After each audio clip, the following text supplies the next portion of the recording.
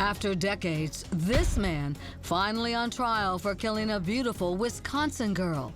Draw the conclusion from the evidence. What the facts prove beyond a reasonable doubt. He killed Berit Beck. Unbelievably, a Burger King cop helped land him here. My problem is I don't remember. If I did, I did. If I didn't, I don't know. What would the jury decide? Did the right man stand trial? Or is the murderer still out there, walking the streets, free to kill again? Berit Beck was traveling to a computer training class a couple of hours away from home. On the way, she stopped at McDonald's and Walgreens. What happened after 11:03 a.m. at Walgreens, I don't know. The young blonde never made it to class. 2 days later, Berit's van was found in a Fond du Lac shopping mall parking lot. Locked from the outside with no sign of her keys, the radar detector and CB radio had been stolen. Almost 500 miles had been put on the odometer, and inside police discovered a Burger King cup, cigarette ashes, a cigarette cellophane wrapper, Berit's Walgreens purchases, and 9 unidentified fingerprints. The frantic search was on to find Berit Beck. Then, after almost 6 weeks, a devastating discovery. Berit's body was found in a Fond du Lac County ditch. She had been blindfolded, and an autopsy determined she had been strangled and suffocated. A suspect soon made deputies' radar. A convicted bank robber and car thief named Craig Roan. He was staying at a motel near the mall at the time of Berit's disappearance. Deputies issued a search warrant stating Roan is very capable of murder and he is more than likely involved with it. Roan was never arrested for killing Berit Beck. No physical evidence ever linked him to her death. The case went cold, ice cold. Then, just 2 years ago, a bombshell. Deputies get a hit on the fingerprints found in Berit's van. The match? 61-year-old Dennis Brantner, a welder and former long-haul trucker from Kenosha.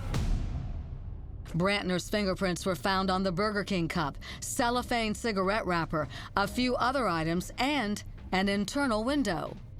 When I have physical evidence inside of a vehicle that a young lady was in prior to her abduction and maybe at the time of her death, I would call that a suspect. I'd call that a prime suspect. Cops brought Brantner in for questioning, and he broke down in tears. I don't know. You could really get out of it. My problem is I don't remember. If I did, I did. If I didn't, I don't know. Turns out, Dennis Brantner had a less than squeaky clean past. When Brantner was 21, he was arrested for stealing a woman's underwear from her hotel room, leaving a note saying he would return them if he could perform a sexual act on her. A year before Berit was murdered, Brantner was arrested for breaking into an unoccupied house so he could stalk his first ex-wife. While at that house, he drove the homeowner's car, putting 923 miles on it, littering it with cigarette ashes. And 4 years after Berit's murder, Brantner was arrested again, this time for unlawful restraint and battery against his second wife. He had hid in her car, threatened her at knife point to get in, and made her drive to another location where he kept her against her will for hours. For that, he'd spent 2 years in prison. The prosecutor noted in the last case, if this defendant gets out, we will have a homicide on our hands. And one other piece of circumstantial evidence, one of Brantner's co-workers told police Brantner had a photo of a blonde woman, believed to be Berit Beck, in his toolbox. I can tell you this, that we're going to go forward, and I hope there's going to be a charge. I hope he's going to be arrested. And arrested he was. Friday, police arrested Dennis Brantner at the Kenosha County Courthouse. And a year later, the case went to trial. Draw the conclusion from the evidence. What the facts prove beyond a reasonable doubt. He killed Berit Beck. You'll hear no evidence of any connection between the two. They never crossed paths, never in the same area. Total strangers. What I'm asking you to do is find Dennis Brantner guilty of first-degree intentional homicide. After 2.5 days of deliberations, the jury sent a note to the judge. Cannot agree that guilty or not guilty. And with that, a mistrial was declared. Reportedly, the jury was split, 11 to convict, 1 to acquit.